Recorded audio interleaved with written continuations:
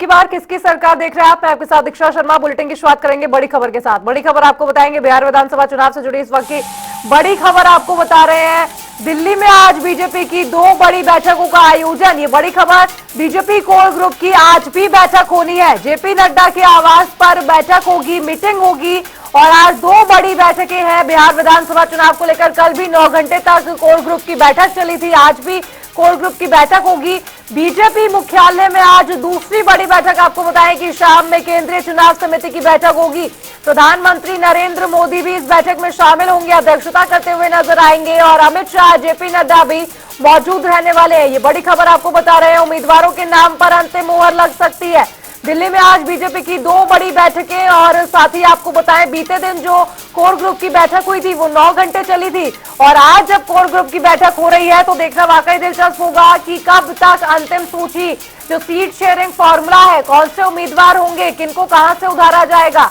आपको बताएं कि अभी तक सूत्रों के हवाले से खबर सामने आ रही है कि 80% पुराने चेहरे रहने वाले हैं, तो आखिर नए चेहरे कौन से होंगे, इसको लेकर मंथन लगातार जारी है बीजेपी में। आपको बताएं आज दिल्ली में 2 बड़ी बैठकें, एक अमित शाह, जेपी नड्डा भी बैठक में मौजूद रहेंगे। दूसरा ये कि प्रधानमंत्री नरेंद्र मोदी की अध्यक्षता में जब बैठक हो रही है तो महत्वपूर्ण हो जाता है कि वो कौन से नाम होंगे जिन पर खुद प्रधानमंत्री विश्वास जताएंगे।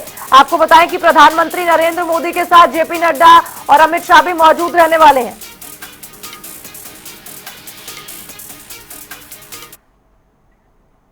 और चलिए बढ़ेंगे आगे, रुक करेंगे एक और बड़ी खबर का। बड़ी खबर आपको बताएंगे बिहार विधानसभा चुनाव से जुड़ी। जन स्वराज संस्थापक प्रशांत किशोर पर केस दर्ज कर दिया गया है। ये बड़ी खबर आपको बता रहे हैं, जहां पर आदर्श आचार संहिता के उल्लंघन का ये पूरा मामला बताया जा रहा है और राघोपुर थाने में केस दर्ज किया गया है। ये बड़ी खबर, बड़ी जानकारी आपको बता रहे हैं। जन स्वराज संस्थापक प्रशांत किशोर पर केस दर्ज कर दिया गया है। आपको बताएं कि जब से बिहार विधानसभा चुनावों की तारीखों का ऐलान हुआ है तब से आचार संहिता लगी हुई है। पोस्टर्स हटा दिए गए हैं, होर्डिंग्स हटा दिए गए हैं, किसी भी राजनीतिक पार्टी के ही क्यों ना हो, लेकिन जन स्वराज संस्थापक प्रशांत किशोर पर केस दर्ज कर लिया गया है। आदर्श आचार संहिता के उल्लंघन का पूरा मामला बताया जा रहा है, जहां पर उल्लंघन करते हुए नजर आए। कहीं ना कहीं हो सकता है कि वादा किया हो किसी से, किसी योजना के बारे में बोलते नजर आए हो और जन स्वराज संस्थापक प्रशांत किशोर के ऊपर आदर्श आचार संहिता के उल्लंघन के खिलाफ मामला दर्ज कर लिया गया है।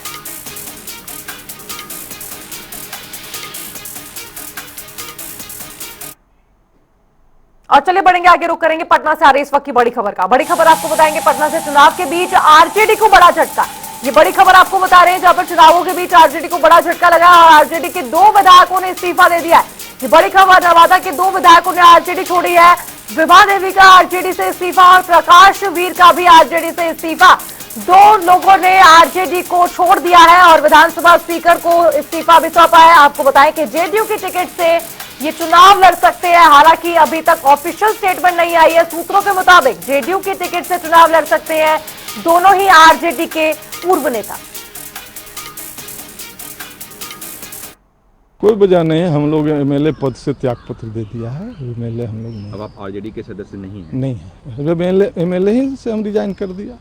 यहाँ पे आए बीजेपी के नेता, बड़े नेता से मिलने, क्या कुछ वजह रही, क्या बातचीत हुई? वही अपना त्यागपत्र देने चले आए, एमएलए पद से दे दिया है अध्यक्ष जी को। अध्यक्ष जी को समर्पित। आगे आपकी क्या लड़ाई, कैसे आगे जनता जो फैसला लेगी, हम अपने से नहीं लेंगे। जनता के साथ हम लोग शुरू से चलते आए, इसलिए जनता जो निर्णय लेगा उसके। आरजेडी से मुंह भंग क्यों हुआ, ऐसा क्या हो गया?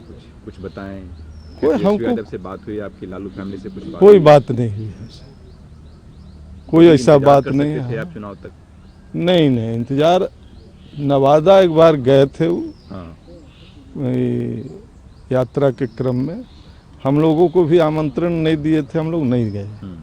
उसके बाद कोई भीड़ से एक सिंगल आदमी, उसका चेहरा भी आज तक नहीं आया सामने, कौन आदमी था भीड़ में। और गाड़ी से चलते चलते एक आदमी आवाज लगा, तेजस्वी भैया, तेजस्वी भैया, प्रकाश वीर को हटा दीजिए।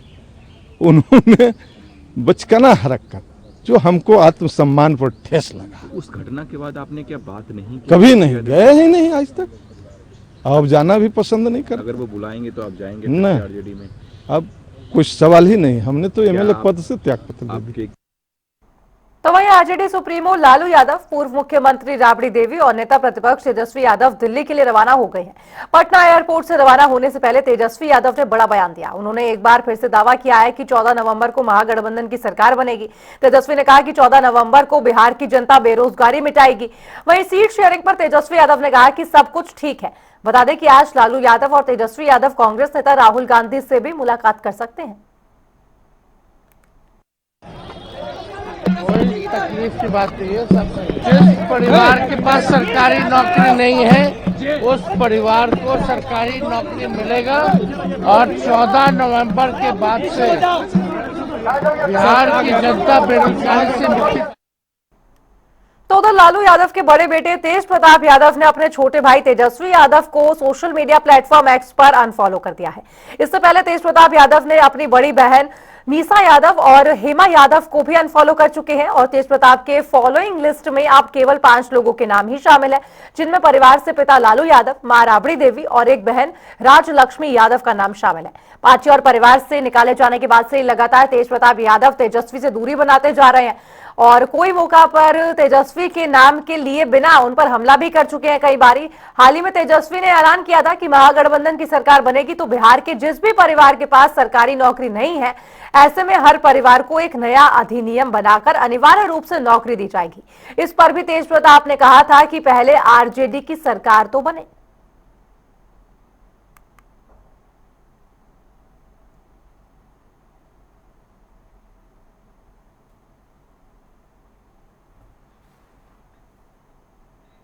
तो मैं आपको बताया कि बिहार विधानसभा चुनाव में मोकामा सीट एक बार फिर से हॉट सीट बन गई है। यहां बाहुबली नेता अनंत सिंह के मैदान में उतरने से सियासी पारा चढ़ गया है। चर्चा है कि उनके मुकाबले में लोजपा नेता सुराबचंद सिंह की पत्नी बीना देवी राजद टिकट से चुनाव लड़ सकती हैं। हालांकि आधिकारिक घोषणा अभी बाकी है। इस बीच अनंत सिंह जेडीयू की टिकट पर प्रचार में जुटे हुए हैं और 14 अक्टूबर को नामांकन के लिए जनता को आमंत्रित भी कर चुके हैं। हम घोड़ घोड़ के जनता को अपना बोल रहे हैं कि 14 तारीख को लाइए नॉमिनेशन में। कौन पार्टी से नॉमिनेशन किया है? किस पार्टी से? नीतीश पार्टी से। तो शुरू से हम बता रहे हैं, हम पार्टी बदलते हैं कहाँ? ना, नीतीश जी के साथ। हाँ, तो जनता को न्योता दे रहे हैं कि चलिए। हाँ, कुल को बुला रहे हैं नॉमिनेशन में, चलिए 14 तारीख के। 14 तारीख का नॉमिनेशन का तैयारी है। हाँ। क्या क्या तैयारी है? तैयारी खाना है, पीना है, कुल का नॉमिनेशन करेंगे, फिर क्षेत्र घूमेंगे, जाएंगे बाहर तक। तो वहीं जनसुराज पार्टी के संस्थापक प्रशांत किशोर ने इशारा किया है कि वो बिहार विधानसभा चुनाव 2025 में राघोपुर सीट से चुनाव लड़ सकते हैं। ये सीट तेजस्वी यादव की पारंपरिक सीट मानी जाती है। प्रशांत किशोर शनिवार को राघोपुर पहुंचे और राघोपुर के वर्तमान विधायक और आरजेडी नेता तेजस्वी यादव को उनके गढ़ में चुनौती भी दे डाली।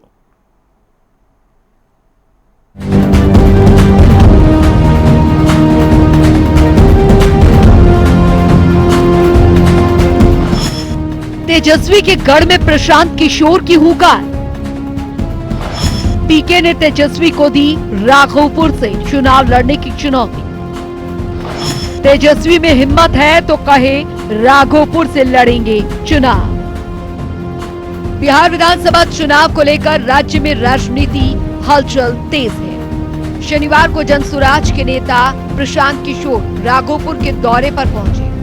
वैशाली जिले का राघोपुर आरजेडी का गढ़ कहा जाता है। यहाँ से अभी तेजस्वी यादव विधायक हैं। अपने राघोपुर दौरे के दौरान प्रशांत किशोर ने राघोपुर के वर्तमान विधायक और आरजेडी नेता तेजस्वी यादव पर जमकर हमला बोला। वैशाली में प्रशांत किशोर ने देर रात तेजस्वी यादव के चुनावी क्षेत्र राघोपुर में एक प्रेस कॉन्फ्रेंस की। इस दौरान उन्होंने तेजस्वी यादव को आगामी चुनाव राघोपुर सीट से लड़ने की चुनौती दी। किशोर ने कहा कि यदि तेजस्वी किसी अन्य सीट से चुनाव लड़ते हैं तो ये उनकी हार स्वीकार करने जैसा होगा। उन्होंने ये भी चेतावनी दी कि अगर तेजस्वी बिहार में सुरक्षित सीट की तलाश में जाते हैं तो उनकी स्थिति राहुल गांधी जैसी हो सकती है। कि अगर तेजस्वी यादव राघोपुर में जनसुराज के या प्रशांत किशोर के डर से दूसरा कोई क्षेत्र जाएंगे तो इसका मतलब है कि उसी दिन उन्होंने स्वीकार कर लिया कि वो राघोपुर के चुनाव हार गए, जैसे राहुल गांधी के साथ हुआ था। राघोपुर में सुधार की प्रक्रिया शुरू। प्रशांत किशोर ने दावा किया कि राघोपुर में सुधार की प्रक्रिया शुरू हो गई है। उन्होंने कहा कि 24 घंटे इंतजार करें, इसका असर पैरासिटामोल जैसा होगा। उन्होंने ये भी संकेत दिए कि भले ही वे सीधे तौर पर राघोपुर से चुनाव लड़ने की बात नहीं कर रहे हैं, लेकिन उन्होंने इस क्षेत्र के लिए बड़ी तैयारी कर ली है। प्रेस कॉन्फ्रेंस से पहले प्रशांत किशोर ने पूरे दिन राघोपुर का दौरा किया। उन्होंने जगह जगह जाकर लोगों से मुलाकात भी की। बदलाव चाहती है राघोपुर की जनता। दिन भर लोगों से मुलाकात करने के बाद प्रशांत किशोर ने कहा कि राघोपुर की जनता बदलाव चाहती है, क्योंकि वे बेरोजगारी, बाढ़ और वार्ड संबंधी समस्याओं से जूझ रही है। उन्होंने मतदाताओं से स्पष्ट रूप से कहा कि यदि वे भ्रष्टाचार वाली सरकार चाहते हैं तो नीतीश कुमार को वोट दें, यदि अपराध और जंगल राज वाली सरकार चाहते हैं तो लालू यादव को वोट दें, वहीं यदि वे अपने बच्चों के लिए शिक्षा और रोजगार चाहते हैं तो जनसुराज को चुनें। प्रशांत किशोर ने तेजस्वी यादव के गढ़ में जाकर उनको ललकारा है। पीके ने तेजस्वी को राघोपुर से चुनावी मैदान में उतरने की चुनौती देकर एक बार फिर सियासी गलियारों में खलबली मचा दी है। सवाल यह है कि क्या प्रशांत किशोर तेजस्वी के खिलाफ चुनाव लड़ने की योजना बना रहे हैं? खैर, इस सवाल का जवाब भी जल्द ही मिल जाएगा, लेकिन राघोपुर से तेजस्वी यादव को ललकार कर प्रशांत किशोर ने बिहार का सियासी पारा एक बार फिर से हाई कर दिया है। ब्यूरो रिपोर्ट, जनता टीवी। और चलिए बढ़ेंगे आगे, रुक करेंगे इस वक्त की बड़ी खबर का। बड़ी खबर, बड़ी जानकारी आपको बताएंगे इस वक्त की। सीटों पर पेच के बीच दिल्ली पहुंचे हैं लालू यादव और तेजस्वी। आपको बताएं राहुल गांधी से हो सकती है मुलाकात। ये बड़ी खबर आपको बता रहे हैं, जहां पर लैंड फॉर जॉब मामले में कल सुनवाई होनी है, जिसके लिए लालू प्रसाद यादव और तेजस्वी यादव पहुंचे हैं दिल्ली। आपको बताएं कि तेजस्वी, लालू और राबड़ी की पेशी होनी है। राउत रेवेन्यू कोर्ट का पूरा मामला है ये। दिल्ली से कल पटना लौटेंगे लालू और तेजस्वी। सीटों पर पेच के बीच दिल्ली पहुंचे हैं लालू और तेजस्वी यादव।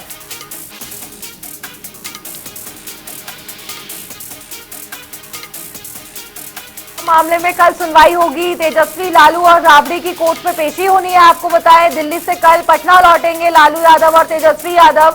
यह मुलाकात हो सकती है आज राहुल गांधी के साथ। ये बड़ी खबर आपको बता रहे हैं, जहां पर दिल्ली पहुंचे हैं तेजस्वी और साथ ही लालू। आपको बताएं कि देखना वाकई दिलचस्प होगा कि क्या मुलाकात होती है, और अगर मुलाकात होगी तो ये फाइनल मोहर लग जाएगी कि सीट शेयरिंग पर अभी भी कुछ ठीक नहीं चल रहा है, क्योंकि पटना से जाते वक्त तेजस्वी यादव ने कहा था कि सीट शेयरिंग पर सब ठीक है, सब बात माने हुए हैं। लेकिन अब जब राहुल गांधी से मुलाकात होगी, क्योंकि आपको बताएं कि बीते दिनों राहुल गांधी भी विदेश दौरे पर थे, राहुल गांधी भी दिल्ली पहुंचे हैं, और ऐसे में अब जब मुलाकात होगी लालू यादव और तेजस्वी यादव की राहुल गांधी से हो सकती है। अभी देखना होगा।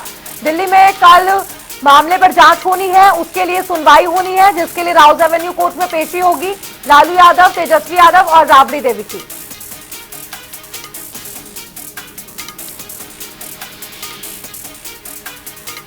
ये बड़ी खबर आपको बता रहे हैं, दिल्ली से कल पटना लौटेंगे लालू यादव और तेजस्वी यादव। ये बड़ी खबर, बड़ी जानकारी। सीटों पर पेच के बीच दिल्ली पहुंचे हैं लालू यादव और तेजस्वी यादव। चल रही है, क्या राहुल गांधी से? नहीं यार, हम दिल्ली आए हैं तो कोर्ट ने बुलाया इसलिए हम आए हैं, और आप मीडिया वाले लोग को 2-3 दिन मसाला मिल गया चलाने के लिए, चलाते रहिए। गठबंधन को लेकर के समीकरण कुछ तो तय होगा। मुलाकात को लेकर क्या आप तय कर दीजिए। राहुल गांधी, मेरा मकसद है केवल अदालत ने बुलाया है, इस वजह से हम लोग आए। तो वही आपको बताएं कि बिहार में हर दिन चुनावी समीकरण बदल रहे हैं। इस बीच ओवैसी की पार्टी एआईएमआईएम ने बिहार में 32 सीटों पर चुनाव लड़ने की घोषणा करके आरजेडी और कांग्रेस की टेंशन बढ़ा दी है। एआईएमआईएम की घोषणा कांग्रेस और आरजेडी के लिए क्यों है खतरे की बात, जानने के लिए देखिए खास रिपोर्ट।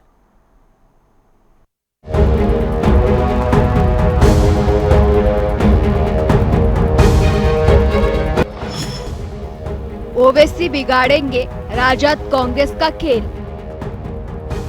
बिहार की 32 सीटों पर चुनाव लड़ेगी एआईएमआईएम। बिहार प्रदेश अध्यक्ष बोले, थर्ड फ्रंट की तरह लड़ेंगे चुनाव। बिहार में जैसे जैसे चुनाव करीब आ रहे हैं, सियासी समीकरण बदलते जा रहे हैं। एनडीए और महागठबंधन के बीच मुख्य मुकाबले में अब तीसरा मोर्चा भी पूरी तरह सक्रिय हो गया है। इस बीच बिहार विधानसभा चुनाव में ओवैसी की AIMIM ने 16 जिलों की 32 विधानसभा सीटों पर चुनाव लड़ने का ऐलान किया। किशनगंज में शनिवार को बिहार प्रदेश अध्यक्ष अख्तरुल इमान और राष्ट्रीय प्रवक्ता आदिल हुसैन ने एक प्रेस कॉन्फ्रेंस में इसकी घोषणा की। खास बात यह है कि इन 32 सीटों में 19 सीटों पर महागठबंधन के विधायक हैं। पार्टी किशनगंज की 4, पूर्णिया की 3 और कटिहार की 5 सीटों पर चुनाव लड़ेगी। इन सभी के अलावा अररिया, गया की 2-2 सीटों पर भी पार्टी किस्मत आजमाएगी। वहीं पूर्वी चंपारण की 2 सीटों और दरभंगा की 4 सीटों पर भी पार्टी प्रत्याशी उतारेगी। इन सभी के अलावा गोपालगंज से भी एक सीट पर पार्टी चुनाव लड़ेगी। जल्द ही सभी सीटों पर प्रत्याशियों के नामों की होगी घोषणा। AIMIM बिहार के अध्यक्ष अख्तरुल इमान ने बताया कि पार्टी ने सेकुलर वोटों के बिखराव को रोकने के लिए राष्ट्रीय जनता दल को गठबंधन का प्रस्ताव भेजा था। हालांकि आरजेडी ने इस प्रस्ताव को स्वीकार नहीं किया, जिसके बाद AIMIM ने तीसरे मोर्चे के रूप में चुनाव लड़ने का फैसला किया। पार्टी जल्द ही सभी सीटों पर प्रत्याशी के नामों की घोषणा करेगी। उन्होंने ये भी जोर दिया कि AIMIM पुरुष प्रधान समाज में महिलाओं को सम्मानजनक प्रतिनिधित्व देगी और कई सीटों पर महिला प्रत्याशी भी उतारेगी। AIMIM बिहार ने बड़ी कोशिश की कि सेकुलर वोटों का बिखराव न हो और लोग एक साथ मिलकर लड़ें, जो लोग ईमानदारी के साथ सांप्रदायिक शक्तियों को शिकस्त देना चाहते हैं। लेकिन बड़े घटक दलों ने हमें इसका अवसर न दिया, जिसके नतीजे में मुझे तीसरा गठबंधन बनाना पड़ा। शिक्षा, स्वास्थ्य और रोजगार जैसे मुद्दों पर फोकस। अख्तरुल इमान ने बताया कि पार्टी का मुख्य फोकस सामाजिक न्याय, शिक्षा, स्वास्थ्य और रोजगार जैसे मुद्दों पर रहेगा। पार्टी का लक्ष्य बिहार की राजनीति में एक नई ताकत के रूप में उभरना है। इस घोषणा से बिहार के सियासी गलियारों में हलचलें तेज हो गई हैं, क्योंकि AIMIM के इस कदम से कई क्षेत्रों में वोटों का समीकरण प्रभावित हो सकता है। AIMIM ने महागठबंधन में शामिल होने की जताई थी इच्छा। AIMIM अलग अलग मौकों पर कई बार आरजेडी लीड महागठबंधन में शामिल होने की इच्छा जता चुकी है। सबसे पहले 3 जुलाई को बिहार के AIMIM अध्यक्ष अख्तरुल इमान ने कहा कि हमने आरजेडी सुप्रीमो लालू यादव को पत्र लिखकर AIMIM को महागठबंधन में शामिल करने का प्रस्ताव दिया। पहले हमने फोन पर भी आरजेडी नेताओं से बात की थी, मगर कोई जवाब नहीं मिला। इसके बाद 11 सितंबर को वो पटना में राबड़ी आवास पहुंचे। उन्होंने कहा कि राज्य में कोई भी पार्टी अकेले एनडीए को नहीं हरा सकती। अगर हमें शामिल नहीं किया गया तो वोटों का बंटवारा होगा, जिससे कि एनडीए को फायदा होगा। वहीं 24 सितंबर को ओवैसी ने किशनगंज में कहा कि बिहार की जनता देख रही है कि भाजपा की बी टीम कौन है। अख्तरुल इमान ने तेजस्वी यादव को पत्र लिखा, मीडिया के जरिए पैगाम भेजा, सिर्फ 6 सीटों की मांग की, लेकिन कोई जवाब नहीं आया। मुस्लिम वोटरों पर नजर। AIMIM ने बिहार के लिए अभी पहली सूची जारी की है। पार्टी अभी बिहार की और सीटों पर भी किस्मत आजमाएगी, जिसकी सूचना भी जल्द ही दी जाएगी। राजनीतिक विश्लेषकों के मुताबिक AIMIM बिहार में एक ऐसा क्षेत्र देखती है जहां मुसलमान ज्यादा हैं। पिछले महीने ओवैसी सीमांचल क्षेत्र गए और 4 दिनों तक किशनगंज, अररिया, कटिहार और पूर्णिया जैसे जिलों का दौरा किया, जहां अल्पसंख्यक समुदाय की अच्छी खासी आबादी है। हालांकि ओवैसी आरजेडी, जेडीयू और कांग्रेस पर मुसलमानों के प्रति उदासीनता का आरोप लगाते रहे हैं, लेकिन ओवैसी पर भाजपा की बी टीम होने का आरोप लगाया जाता है, जो भगवा पार्टी की मदद के लिए धर्मनिरपेक्ष वोट में सेंध लगाती है। कुल मिलाकर अब ओवैसी की पार्टी ने अकेले ही बिहार विधानसभा चुनाव के रण में उतरने का फैसला कर लिया है। ओवैसी की पार्टी जितनी अधिक सीटों पर चुनाव लड़ेगी, उससे सबसे ज्यादा महागठबंधन का ही नुकसान होना है, क्योंकि AIMIM की मौजूदगी से आरजेडी का MY समीकरण सबसे ज्यादा प्रभावित होगा। ब्यूरो रिपोर्ट, जनता टीवी। तो वहीं आपको बताया कि लालू प्रसाद यादव, ये नाम बिहार की राजनीति में किसी परिचय का मोहताज नहीं है, लेकिन आज हम आरजेडी प्रमुख और बिहार के पूर्व मुख्यमंत्री लालू प्रसाद यादव की नहीं बल्कि बिहार के एक और चर्चित लालू यादव की बात कर रहे हैं। कौन है ये लालू प्रसाद यादव और क्यों हो रहा है इनका इतना चर्चा, जानने के लिए देखिए खास रिपोर्ट।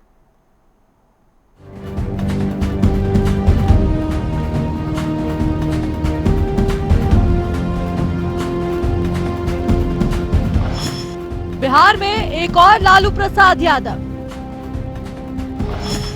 25 सालों से चुनावी मैदान में आजमा रहे हैं किस्मत। आज तक हाथ नहीं लगी सफलता, लेकिन हिम्मत बरकरार। बिहार विधानसभा चुनाव के पहले चरण के लिए नामांकन दाखिल करने की प्रक्रिया शुरू हो चुकी है और नामांकन कराने वाले उम्मीदवारों में एक नाम ऐसा भी है जिसने सभी का ध्यान अपनी ओर खींचा है और वो नाम है लालू प्रसाद यादव। लेकिन चौंकिए मत, ये राष्ट्रीय जनता दल यानी कि आरजेडी के प्रमुख लालू प्रसाद यादव नहीं है, बल्कि उनके हम नाम हैं, जो लगातार चुनाव लड़ने की अपनी आदत के लिए जाने जाते हैं। हालांकि अब तक सफलता उससे कोसों दूर रही है। 45 वर्षीय ये हम नाम सारण जिले के जादो रहीमपुर गाँव के निवासी है। अब एक बार फिर उन्होंने अपनी राजनीतिक पारी का नया अध्याय शुरू किया है। शुक्रवार को उन्होंने राष्ट्रीय जन संभावना पार्टी के प्रत्याशी के रूप में मढ़ौरा विधानसभा सीट से नामांकन दाखिल कर दिया है। नामांकन दाखिल करने के बाद लालू प्रसाद यादव एक बार फिर अपनी जीत का दावा करते नजर आए हैं। उन्होंने कहा कि उनकी पार्टी इस बार सभी विधानसभा सीटों पर चुनाव लड़ेगी और बहुमत के साथ सरकार बनाएगी। अपना जो पार्टी बनाया है राष्ट्रीय जन संभावना पार्टी, उससे चुनाव लड़ रहे हैं और हमारा पार्टी 243 सीट पर चुनाव लड़ रही है। इस बार हम लोग फुल बहुमत से आएंगे, अपना सरकार भी बनाएंगे। पंचायत से राष्ट्रपति चुनाव तक का सफर।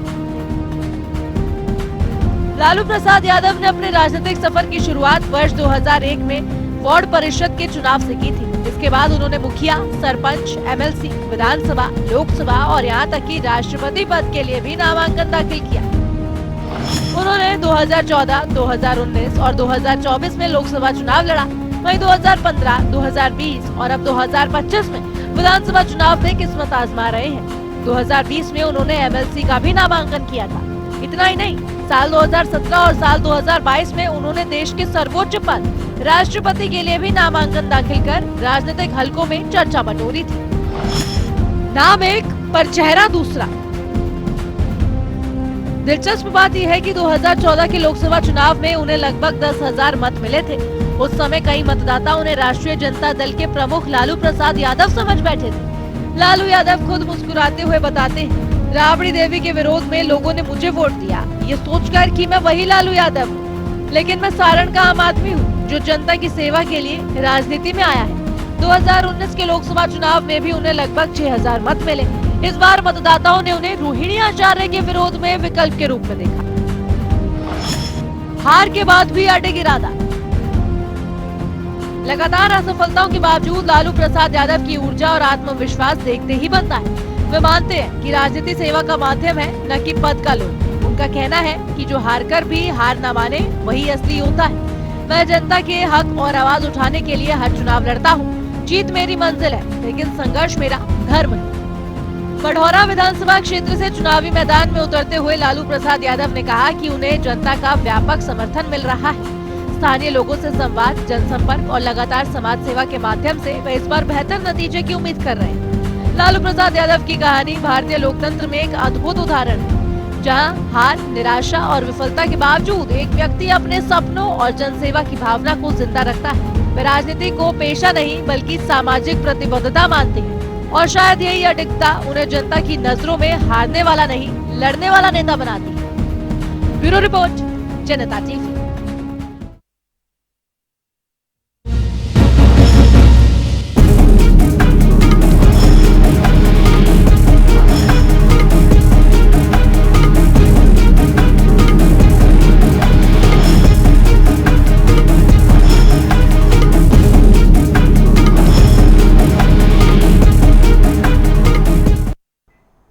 और चलिए अब रुक करेंगे बिहार एक्सप्रेस के और फटाफट अंदाज में। बिहार में आरजेडी को लगा बड़ा झटका। नवादा जिले से आने वाले 2 आरजेडी विधायकों ने विधानसभा से दिया इस्तीफा। दोनों आरजेडी विधायकों ने अपना इस्तीफा विधानसभा अध्यक्ष नंद किशोर यादव को सौंपा।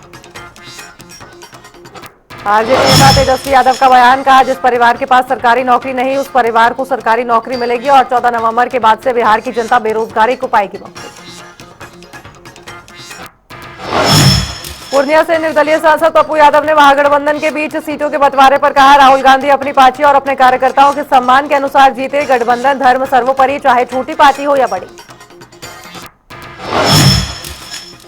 राज्यसभा सांसद मनन कुमार मिश्रा ने एनडीए के बीच सीटों के बंटवारे पर दिया बयान, कहा घर में थोड़ा बहुत होता है अंतर, लेकिन ये अब सुलझ लिया जाएगा, एनडीए में सब कुछ रहेगा ठीक ठाक।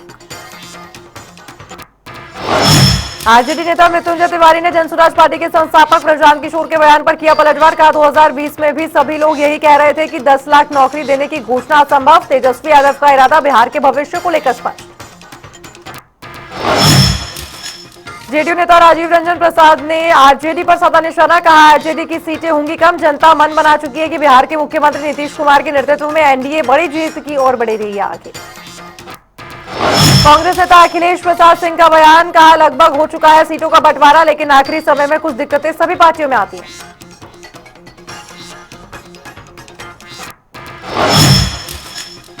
कांग्रेस नेता पवन खेड़ा ने महागठबंधन के बीच सीट बंटवारे को लेकर दिया बयान, कहा मुलाकात होगी तभी तो आगे सीटों के बंटवारे की होगी घोषणा, बीजेपी की आशंका है बेकार और सभी गठबंधन सदस्य मिलकर लड़ रहे हैं चुनाव। गयाजी पहुंची जनशक्ति दल के राष्ट्रीय अध्यक्ष तेजप्रताप यादव, जनसभा को किया संबोधित, लोगों से अपने हित में मतदान करने की अपील की। राष्ट्रीय अध्यक्ष तेजप्रताप यादव ने जनता को किया संबोधित, कहा बिहार के युवा नौजवान चाह रहे हैं बदलाव, हमारी सरकार सामाजिक न्याय के लिए करती है काम। वीआईपी पार्टी के राष्ट्रीय प्रवक्ता देवज्योति की मां का निधन, लंबे समय से चल रही थी बीमार, तेजस्वी यादव, मुकेश सहनी, दीपांकर भट्टाचार्य ने जताया शोक। बिहार विधानसभा चुनाव को लेकर प्रशासन अलर्ट, सिवान में जिलाधिकारियों के नेतृत्व में निकाला गया फ्लैग मार्च, लोगों से चुनाव के महापर्व में बढ़ चढ़कर हिस्सा लेने की अपील की। मुंगेर विधानसभा चुनाव को लेकर जिला पुलिस प्रशासन अलर्ट, पुलिस ने चलाया चेकिंग अभियान, अभियान के तहत पुलिस ने 7,69,500 रुपए किए बरामद। अररिया में किसान परंपरागत खेती से हटकर अलग अलग तरह की खेती की ओर बढ़ रहे हैं आगे, फूलों की खेती करके किसानों को हो रहा है अच्छा मुनाफा। बगहा से जमीन विवाद में भिड़े दो पक्ष, विवाद में जमकर चले लाठी डंडे, मामले में महिला समेत 8 लोग घायल, सूचना मिलने पर पहुंची पुलिस, कर रही है मामले की जांच। पटना पुलिस के हाथ लगी बड़ी सफलता, पुलिस ने साइबर ठगी करने वाले गिरोह का किया खुलासा, मामले में कई बदमाशों को पुलिस ने किया गिरफ्तार। बिहार की स्वास्थ्य व्यवस्था पर एक बार फिर उठे सवाल, बगहा से अस्पताल में टूटी व्हीलचेयर पर दिखी महिला मरीज, जिसका वीडियो सोशल मीडिया पर हो रहा वायरल। वायरल वीडियो को लेकर बगहा पुलिस की बड़ी कार्रवाई, मामले में 2 पदाधिकारी और 4 गृह रक्षक को किया निलंबित, पुलिस ने जारी किए कंट्रोल नंबर। दानापुर कचरे के ढेर में मिला 10 वर्षीय बच्चे का शव, घर से लापता था मासूम, परिवारजनों ने आसपास के लोगों पर लगाया हत्या का आरोप, मामले की जांच कर रही पुलिस। मुजफ्फरपुर के देवगन गांव में बाइक से पानी छींटने को लेकर विवाद, बाइक सवार युवक ने जमकर की पिटाई, युवक गंभीर रूप से घायल। बिहार विधानसभा चुनाव से पहले पुलिस को हाथ लगी बड़ी सफलता, पुलिस ने नक्सलियों से 10 किलोग्राम प्रेशर मैकेनिज्म आईईडी की बरामदगी की, नक्सलियों की मंशिया फेल की। हाजीपुर जेल में शराब मामले मजिस्ट्रेट की मौजूदगी में हुआ पोस्टमार्टम। पूर्वी चंपारण में नाव पलटने से 3 लोगों की हुई मौत, तेज हवा के कारण हुआ हादसा, एनडीआरएफ ने शव किया बरामद, प्रशासन ने परिवारजनों को 4-4 लाख रुपए सहायता देने की घोषणा की। और चलिए रुक रहे एक छोटे से ब्रेक के लिए, आप देखते रहिए जनता टीवी।